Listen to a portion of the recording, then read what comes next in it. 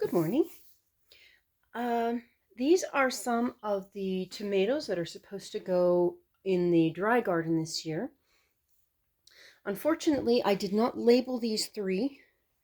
I know that one of them is the delicious tomato, whatever that may be. One of them is a large Kansas tomato. So this was one that was grown in my garden last year, and one is called Outside Edge. And Outside Edge is just where it grew in my dry area in Utah. So this one, Outside Edge, it grew in dry, sandy soil, produced with no water whatsoever. Well, I didn't water it, let's put it that way, throughout the summer, and still produced. So those are the three that are in these three pots. And unfortunately I'm not sure which one is which. I had it in my head, but of course if it's in my head it tends to fall out my ears. So, oh, whoops, we've got a little thing that needs to escape. Those leaves need to free themselves up. Okay. All right. So I need 30.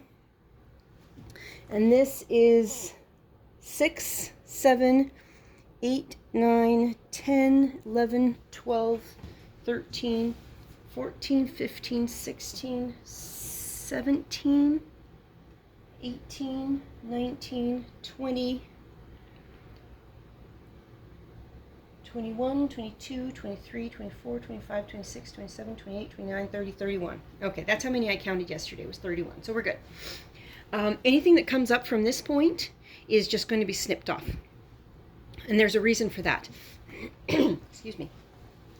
I want to make sure that anything that I grow... Oh, there's one right there. I want to make sure that anything that I grow comes up well and fast in adverse conditions. So I watered these when they were planted. I think I've watered them one time since, but just when it's right now, it's very dry. And they're still doing fine. But I watered this one, I believe it was this one, earlier today. No, it's not that one. That one's, the soil's dry. But I watered one of the tomatoes earlier today because it was drooping. But that's my basic criteria, is that until they actually show drought stress, I'm not going to water them. So that can get a little complicated. You have lots and lots of seedlings here, and what if one of them is showing drought stress and none of the others are? Well, normally, as long as I have some extras, I would just snip that one off. If one of them is showing drought stress and nobody else is, I don't want to encourage that weakness. The goal here is to have a 100% water-free garden. So the plants need to be adjusted to that. What I've done here is the soil is not starter soil. It's not seed starting soil. This is 1 part potting soil out of a bag and 3 parts my soil. So it's basically clay loam. So these have to get used to living in clay. They have to get used to living with very little water. And they have to thrive doing it and also produce. And that's one of the reasons that I have 30 plants here, is because I know that not all of these are going to produce. I had 24 plants last year, and I think I had 5 produce. Now, none of these have been grown, other than this Outside Edge, none of these have been grown completely dry before. The ones that were grown dry last year and produced are in the main garden this year. So they're being treated differently. So one of these 3 is the delicious, one is the large Kansas, and one is Outside Edge. And I don't know which is which. My guess is that this is Outside Edge because those seeds were from 2013 or 2014, I believe. So we would have had a much lower germination rate and only one of these came up. So we'll see. But these two appear to have been done quite well, but you can see that one is much smaller. The leaves are much smaller than the other. These three are 3 Joseph Lofthouse tomatoes. And this one is called Q12. I don't know why he called it Q12. This one is Big Hill, and this one is Jagodka. And Jagodka was the first one to come up, the first one to leaf out, and it is doing the best. Big Hill was the second one to come up, the second one to leaf out, and it is doing second best out of all of these. These were all planted at the same time. And Q10, it's only put up 3, looks like 4, except that little one right there is not happy. Came up right on the surface. Okay, so there's 3 there. It's the slowest to leaf out of these 3, but all of these others, they don't have secondary leaves on them yet. All of these were planted at the same time. So there could be a number of different reasons for that, but my guess is the seeds. At this point, the soil hasn't made much of a difference to them. I'm curious about that curled leaf thing. Okay, so Jagodka has been the best. Planted dry, and it is thriving the best.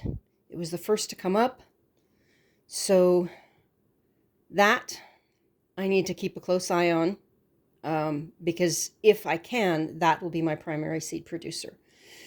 But we also have these, the Q12 out of these 3, the Q12 was the worst.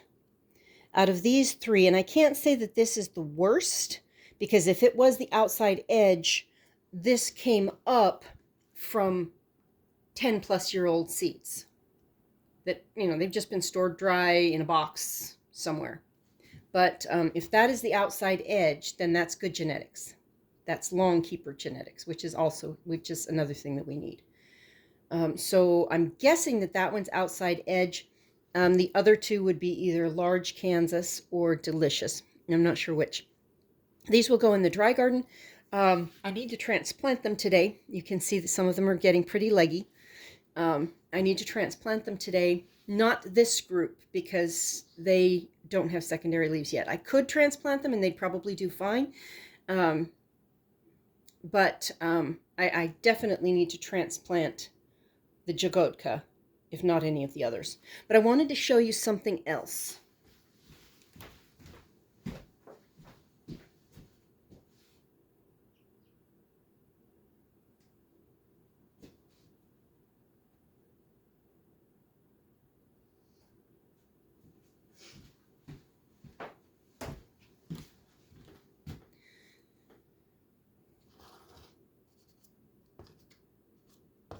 These are some of my main garden tomatoes, and they are much taller. They were planted approximately a week, 5 days, something. Anyway, they were planted before any of these others, which makes sense that they would be further along.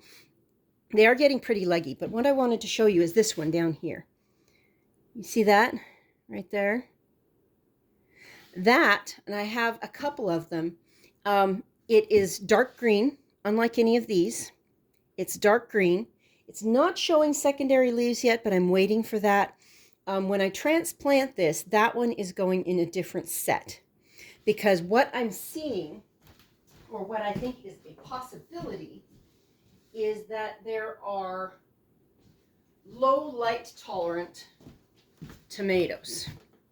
This set, they're further away from the window. They're further away from the light, but they're not getting tall and leggy like these others. They came up at about the same time. Looks like there's another one coming up right there. They came up at about the same time, but look how small they are, and they're bright. They're not. They don't appear to be struggling from the lack of light. So when these are transplanted, some of them, this one specifically, but some of these others will be going in the hydroponics. They'll be going in the 6-hour growth section of the hydroponics to see if they will thrive under low light conditions. I will talk with you later.